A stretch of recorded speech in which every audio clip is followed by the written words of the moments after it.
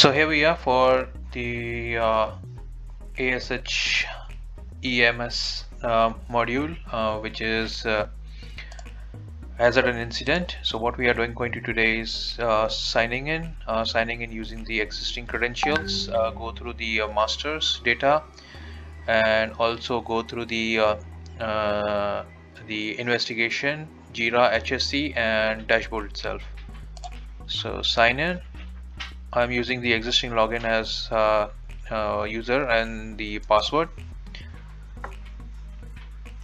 So once you sign in, you will be redirected to the hazard and incidents page at the moment. So this is the this module is part of the risk management. You will see the list of all the existing hazard and incidents, which can you export it either to Excel or PDF. It can be searchable as well using putting any keywords, like for the personal injury. You have a dashboard here. Dashboard will give you the glimpse of what is happening in your department and across the organization. So as an example, the total number of the hazard incidents are 8. Average time taken for the hazard incidents is 26. Obviously this will change as we move along, so more data will be up here over here. So for this video, we'll just focus on the hazard and incidents. So hazard and incidents, right? You can view the PDF. The PDF will open in a separate tab. So since this is opening, we'll move to the other modules, other features and functionalities. We have an hazard and incidents reporting. So there are 5 categories: near miss, unsafe act, unsafe condition, personal injury, and property damage. Based on that, the data will fluctuate, will be gathered. So as an example, near miss will have a near miss fields which carries the type of hazard, description of hazard, immediate action to be taken, hazard incidents, and the responsible department, which will obviously drive through the stages. The stages include created, pending with approver, who will approve and then assign the employee, and the next stage is assignment with the employee itself, which makes an update or the update on the progress of the incident or hazard, and finally complete by an employee. So once the hazard and incident reach to the completed stage, it will move into the investigation stage, which will go further into the which will 2 stages, like investigation, under investigation, and the other one is in investigation completed. So for now, let's focus on to the hazard and incident cases. So the cases, as an example, you need to search an employee, select it, time of reporting, location of hazard, area, and the area is obviously dependent on which location you are going to select it. Specific ID or an identifier, you can put it as anything. As an example, machine identifier. Hazard category, I have selected as near miss. We have people, description of hazard, we have description of immediate action, hazard evidence in the form of image could be your anything. Right now I'm selecting an image which can be associated to your incident, which is, you can see that the incident is uploaded on associated to this hazard, responsible department, whatever the responsible department that would be. So once you save this one, you will see that it will come over here in the list. And there is another one which is personal injury. Personal injury has a lot more details to be carried on. So as an example, what was the type of the incident, category of the injured person. So category of the injured person belongs to the it has 4 categories: employee, intern, trainee, contractor, and visitor. Employee and contractor can be selected from the existing list, whereas from the trainee and visitor are running fields, so you can type any name associated to that.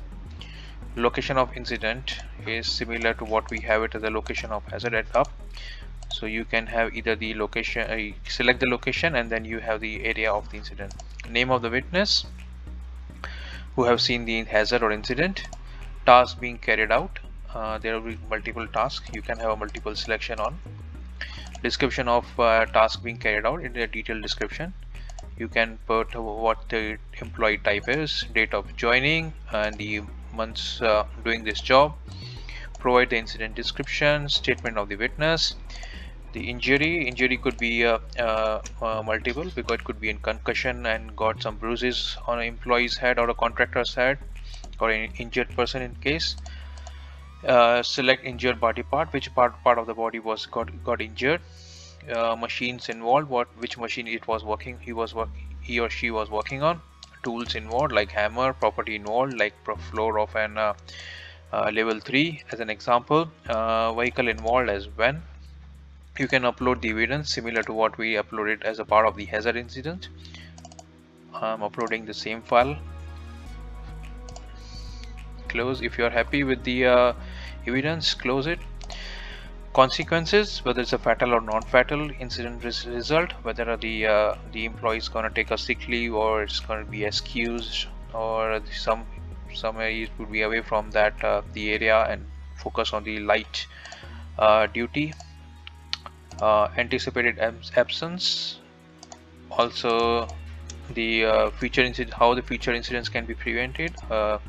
Reporter can see that yes, there could be an issue with the activity itself, so stop the activity, which may lead to the more injuries. Recommendations to the prevent recurrence, which means if the incident is getting repeated again and again, more than once, so what steps needs to be taken, which will be actionable by a department. Once that is done, we can you will see the new hazard and incident reported of a personal injury in the list. Moving on to the property damage. Property damage is quite easy. It doesn't go through the workflow, which is from the employee assignment to investigation, whereas property damage is quite easy. You need to just provide all the descriptions of the damage and the property, and how did it got occurred. Any cost of the repairs need to be done. If the repairs are beyond repairs, if there is, can it be replaced? Yes, and how much cost that would be. Does the property covered with the insurance? Yes and no, and accordingly the actions will be taken by the responsible department. So once the hazard incidents moved on to the stages, as an example, this stage is into the assigned department. So you see that this is a near miss incident, and you will see that the descriptions was already entered, is being appeared here. Person would be obviously based on the department. If the responsible department has like multiple employees associated with that, it will only appear only those departments. Corrective action needs to be taken. By what date it should be completed, and then once it is done, this will undergo to the complete stage. Once the employee sees the completion stage, you will see the name of the person assigned, associate director, which is an employee designation, and now we'll see the corrective actions to be taken and the date itself. So let's take an example. This was completed on 12th May. We need to show any evidence that this person has finished it. So example, this one, and finally submit it. So that's how the completion stage of a hazard and incident would be. Now going back to the our investigation. Since once it is completed, it will fall into the investigation, which says the under investigation mode. There are ways to see the changes, the progress of the investigation. So in the meantime, it pops up. We'll move to the other stage. Okay, it's popped up here. So you will see the entire report of an investigation, because since it's the investigation completed stage, you can only view that. Otherwise, the investigator has to act on it. Edit create. You will see all the details as an example of the hazard information. Since it was a near miss, the near miss is over here. Employee assignment, who was employee, the complete date, this was completed on so and so date, and investigation update is the current employee name, which is the login one.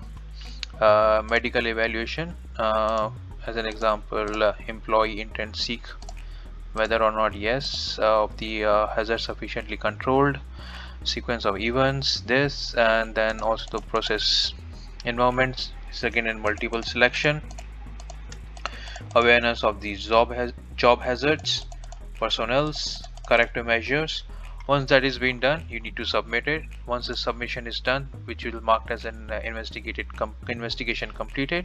Once the investigation is completed, you will see the report based on this one, to which can be printed out and then shared among the departments.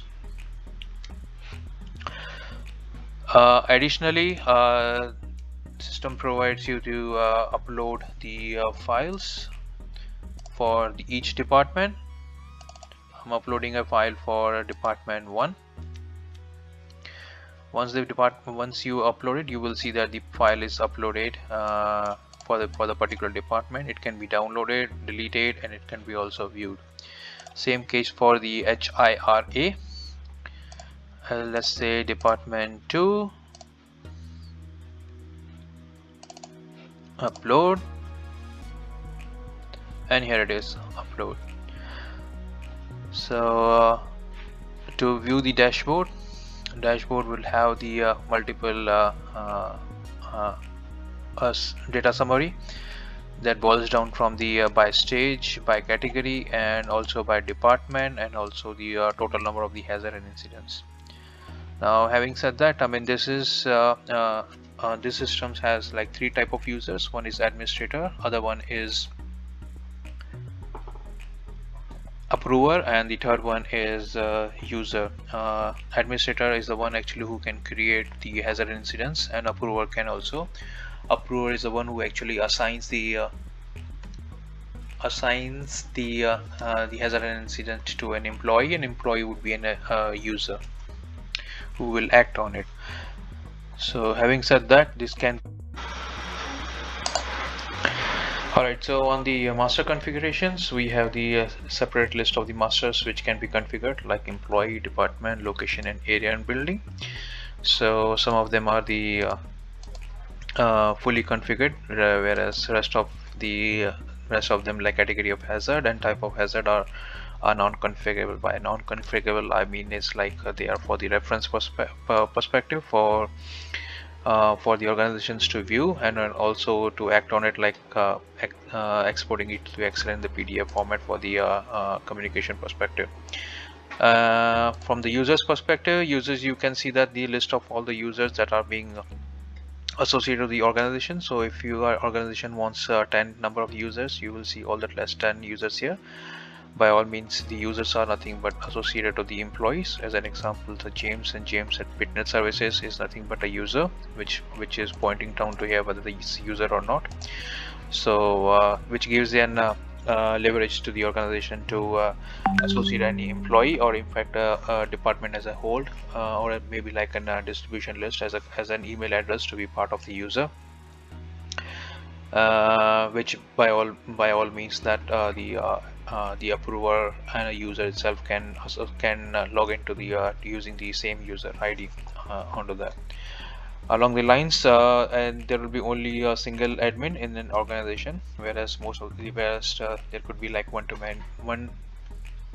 to many users for approver as well as users, which that's it. So this is the list of all the features that we have been talked along. So master configurations as well as the hazard incidents. Going forward, you will see the other modules as well into the respective videos. Thank you.